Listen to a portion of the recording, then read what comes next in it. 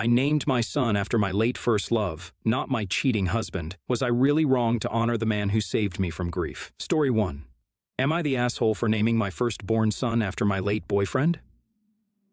Our first story comes from First Love Immortal. Am I the asshole for naming my firstborn son after my late boyfriend and not my husband, even though it's a tradition in his family to name the firstborn son after the father? Let's get this out of the way first. My husband and I are currently separated and we're getting divorced. We've got to file in a week or two. We've been living separately since I was 6 months pregnant. Why, you ask? A pretty common occurrence, he was having an affair with a woman, and he gave me the "I love you, but I'm not in love with you" talk after I caught him. No, he didn't confess. I was suspicious about his late-night office hours and tracked him down at his office, only to find him missing. I waited for 3 hours all alone, and then I saw them both arriving at the office. She was hanging on to him. They kissed inside his car. That's where I confronted both of them. She was crying, and he went to console her, saying it wasn't her fault. That was 4 months ago, and I moved out of the house, heavily pregnant. I moved to a friend's home he didn't know about, and for the next 4 months, I didn't have any contact with him. My choice. I didn't inform him when I went into labor. My sister and best friend were there for me. I gave birth to my healthy baby boy and named him after my childhood sweetheart, Daniel, my first love, who sadly passed away when he was 20 from leukemia. It was the most heartbreaking thing that ever happened to me. It affected me really badly. I lost 40 pounds in a month and had to be hospitalized. I still have a hole in my heart. A part of me was lost forever the day I lost him. It took immense therapy and counseling to cope with the grief. I met my husband 6 years later. He was the first guy I fell for after Daniel. We got married 2 years later, and after 3 years of marriage, we got pregnant with our first child. I wanted to wait a few more years, but it was he who pushed for a baby. My husband's name is Philip, and in his family, the firstborn sons are always named after their father, so we decided to name him Phil. However, after our separation, I started experiencing Daniel's presence around me. I was a mess, but I saw dreams where Dan would talk to me and tell me that everything would be okay. Honestly, I feel like Dan's spirit has helped me heal and gave me strength to cope with the breakdown of my marriage. When my boy was born, I named him Daniel. His middle name was after my grandfather. I gave him my last name.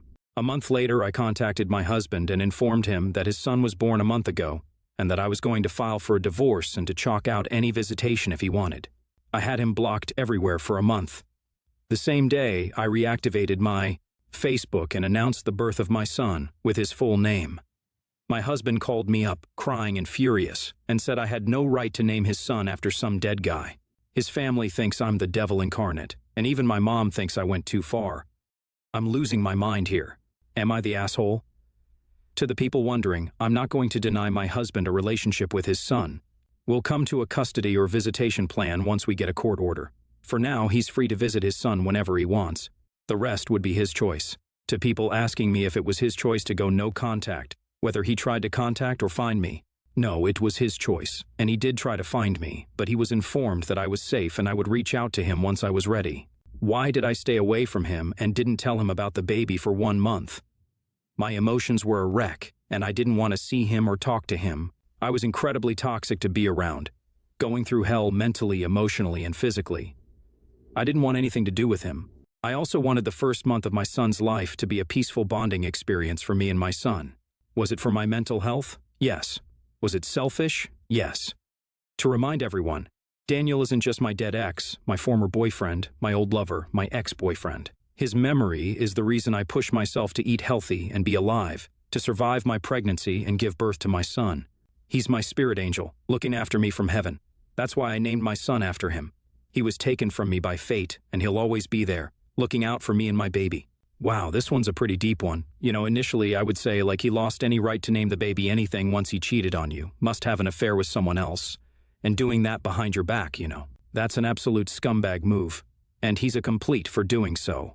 My only concern, and hear me out here, I'm only concerned with her naming the baby Daniel, like after one of your exes, is that your husband starts to look at his son as like the ex. People don't obviously like to associate names with people they don't like, and they start to look at them in different ways and things. That would be my only concern. Whether that's a stupid concern or not, I don't know, but I'm just throwing that one out there.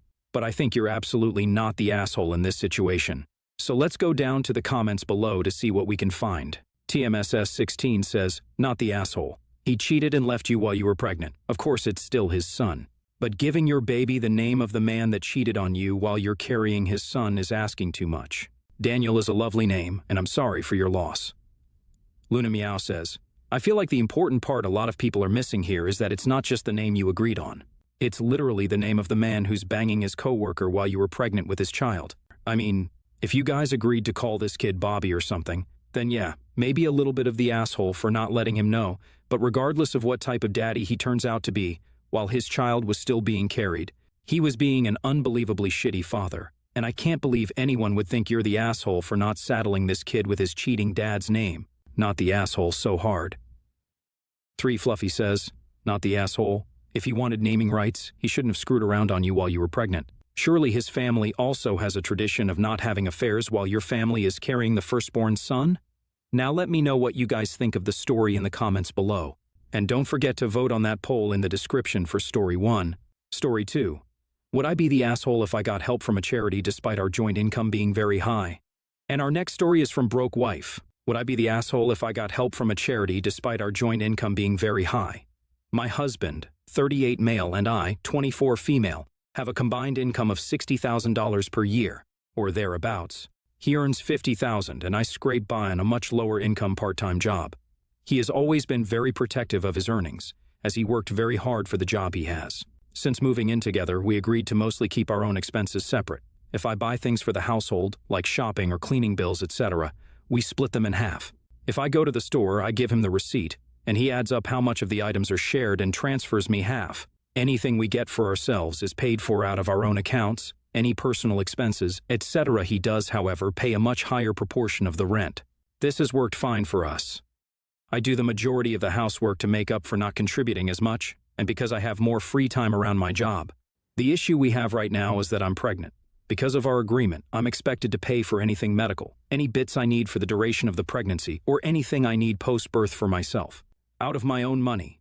He'll pay for half of anything directly relating to the baby, but everything else is my responsibility. I'm in a position now where I can't simply cover everything, and any conversation I've tried to have has ended up with the same outcome. I knew what the agreement was before we started trying.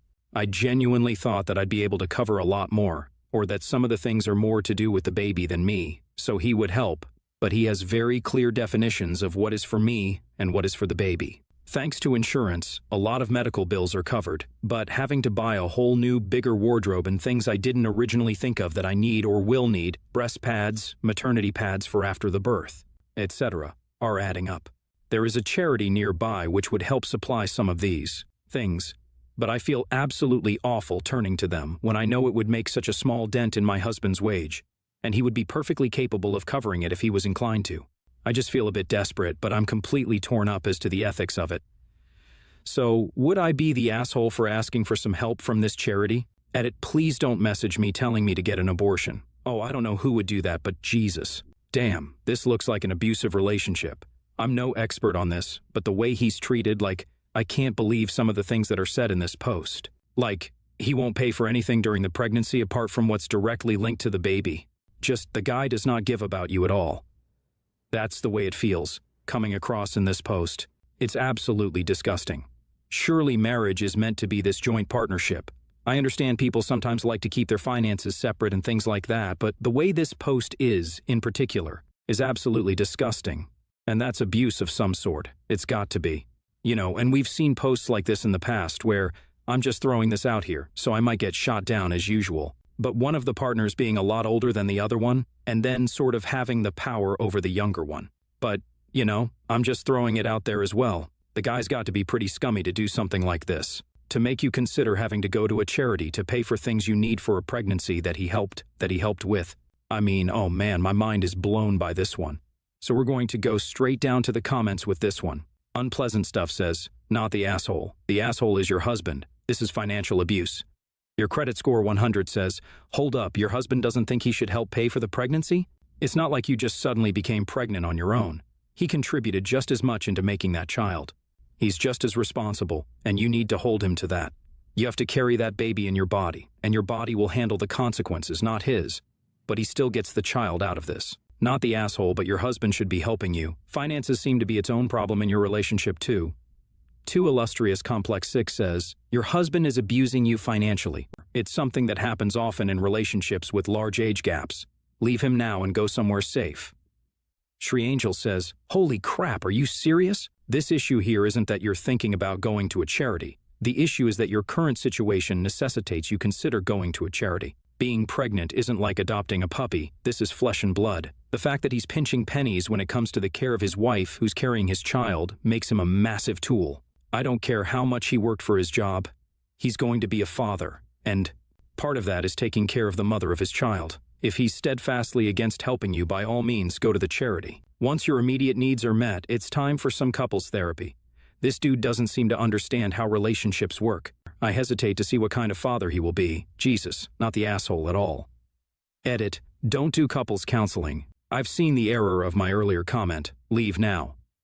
You know, out of a lot of the stories we've read, I think this is one of the ones that's probably shocked me the most. That is absolutely, I can't believe that someone like that won't help out the mother of their child with things they need, like pads and stuff. You know, just anything, really.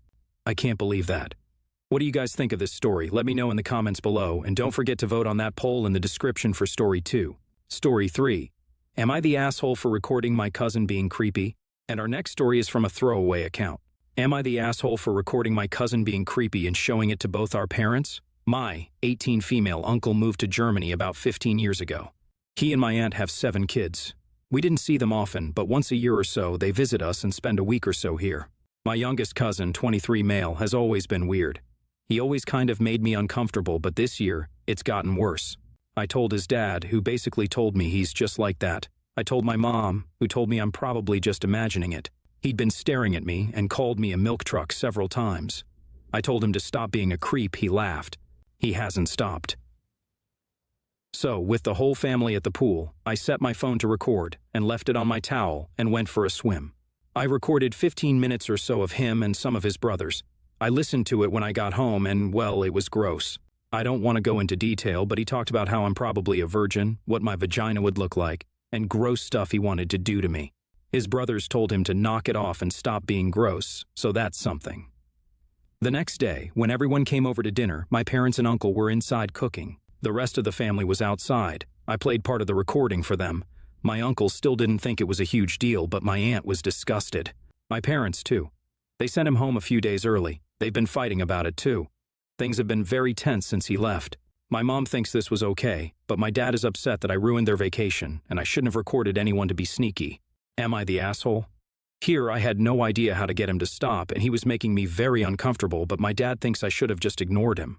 Hell no. I'm someone that always calls people out on this kind of thing, and I think people should be called out, otherwise they don't learn. By them just saying, ignore him, and all this kind of thing, they're just enabling that kind of behavior. They're allowing them to get away with it. And him making them comments to his brothers like that? Absolutely disgusting. He doesn't care. He's been rude to you in your own house, and yes, he should just be called out for it. Not the asshole, in my opinion, but let's check out the comments below to see what we can find. Moongirl12 says, not the asshole. It's easier to be mad at you than admit how up your cousin's actions were. Colors of the Currents replies to this, saying, this is creepy, it's disgusting, it's rude towards you, and it's everything creepy. Now you have pointed it out, and it can't come as a surprise if he is called on it from someone else who also deems it creepy. Are you sure? Dude says, not the asshole. What is up with your family? You get harassed by a horny, but the issue is that you have proof? Or what the? Your parents aren't well.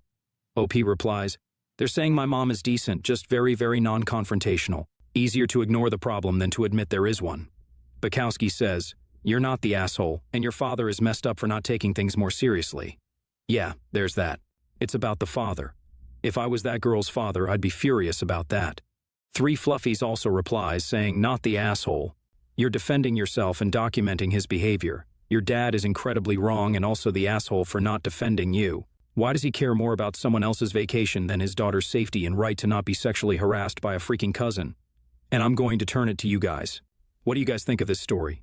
Let me know in the comments below, and don't forget to vote on that poll in the description for Story 3.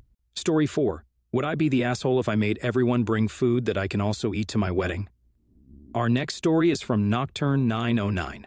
Would I be the asshole if I made everyone bring food that I can also eat to my wedding? Alright, I'm getting married in May 2021 to my husband.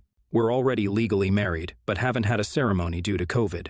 We decided that we want a small wedding ceremony in May. It's going to be a potluck-style wedding. Everyone brings food, and we all enjoy each other's company. I don't want gifts or money, just food. This is the argument that my husband and I are having. I've recently been diagnosed with Crohn's disease. Lots of foods cause me to have a flare-up. This results in stomach pains and toilet issues. The biggest offenders are gluten and dairy. I want to ask everyone that brings food to please make it gluten and dairy-free. My husband thinks that would make me an asshole since no one else would have an issue with dairy or gluten. And that's too much to ask of everyone. It would also be rude to ask, in his eyes. I don't think so, since this is for one day, and it's my wedding after all. I just don't want to worry about being in pain after I eat something. I get that dairy and gluten-free alternatives are more expensive and harder to find. But this is an exchange of bringing no other gift to our wedding. So would I be the asshole if I ask everyone to bring food that I can also eat at my wedding? So if I made any grammar or spelling mistakes, edit. I've read the comments, and I appreciate the advice everyone has given me. I'll take it all into consideration and ask my husband how to best approach the food situation of our wedding. Thank you for all those saying that a potluck wedding is cheap and tacky. I respectfully disagree. It's a part of our First Nations heritage and culture. It's how we celebrate every major life event. I don't know how else to celebrate our weddings besides having a potluck. Our families would be so disappointed if they couldn't make and bring something to celebrate our wedding. So please understand that I'm not having a potluck to save money. Potlucks were banned for several years to try and assimilate us. We use potlucks now as a sign of resilience. Also, I should have stated that the wedding wasn't going to be very fancy. It's just going to be a quick traditional ceremony in a backyard barbecue. If someone made burgers, all that is asked is that they bring gluten-free buns, etc., or potato salad could be made with brown rice pasta and lactose-free milk. I didn't mean to have it that way to make a 4-course meal for all of us. Sorry, I didn't clarify that. Now I understand this. Your wedding is your special day, and it should be about you and everything. But what I always get in this, and when people say like, it's my wedding, and the thing that irks me a bit with that sort of statement, the after-party sort of thing, is a celebration with your guests. By forcing these, almost demands on them, is that you're already asking to sort of cater to your wedding, but then making demands on top of that about what type of food it should be. You know, you can't have a potluck wedding and then complain that people are bringing random things and demand that they make certain things. And I'm going to go with the flow here and say you are the asshole, simply because there's a far easier alternative for you to make a few things that you might like to eat on the side, you know? That can be gluten-free and dairy-free, rather than having everyone make these things because they're not always easy to make. As you said, they can be expensive, and they're not for everyone. But as always, I might be completely wrong in those statements. Let's go down to the comments below to see what we can find. Kanji Kondo says, "You're the asshole. If you're going to ask people to bring food to a wedding, you can't dictate what it is. You bring food you can eat, or stop being so cheap and pay for a dinner reception where you can dictate the food." Miley30 says, "Potluck dinner? Totally fine. Asking people to make their food dairy and gluten-free? It's not only a big ask, but not very realistic. People who don't keep gluten-free kitchens are likely to unintentionally cross-contaminate simply because they don't know better. Few people understand that their wooden cutting boards, or their spatula that wasn't thoroughly cleaned, or even their oven, have enough gluten to contaminate their would-be gluten-free cooking. It's not nearly as simple as just subbing in gluten-free flours. This is less of an issue with dairy, but gluten is one of the hardest things to avoid accidentally, including in most kitchens. Heck, if they bake a regular cake first, there could even be enough flour gluten hanging in the air to contaminate the gluten-free food they're trying to make. Although your request is understandable, you're the asshole. If you want to only serve gluten and dairy-free foods, you should provide the food yourself." Wow, and I learned a couple of things in that post alone. I didn't know, like, the gluten could be in the air and contaminate the food and stuff afterwards. Wow, it's quite interesting. The Judgy Witch says, in quotes, "I want to ask everyone that brings food to please make it gluten and dairy-free," and then says, "I think that would make you the asshole." I guess it's your wedding. But you can't specify what they bring when guests deserve to enjoy their meal, and a lot of nice food just isn't gluten-free. Why can't you just organize, have food there that you can eat, like you do every other day of the year? Cake International says, "You're the asshole. If you want food you can eat, then you can bring your own food, and you can just get your wedding catered. Not everyone has the ability to cook this way, and you're not going to be eating as much as you think at your wedding." Minnie says, "You're the asshole. You're asking people to bring food to your wedding, and you're asking them to make special accommodations for you. I've been to a few weddings and never seen anything like that. If I received an invite to something like that, I'd probably skip it unless it was my best friend's, and even then I'll just grab some crap on the way in. Plus, as someone who doesn't know much about gluten-free diets, I'd probably make a mistake, and it'd be a miserable night for you. Hire catering, let them know about your dietary restrictions. Have some food with gluten there as well. And the typical envelope with a holiday card and cash from guests that will help you pay for it. Don't become a bridezilla. What do you guys think of this story?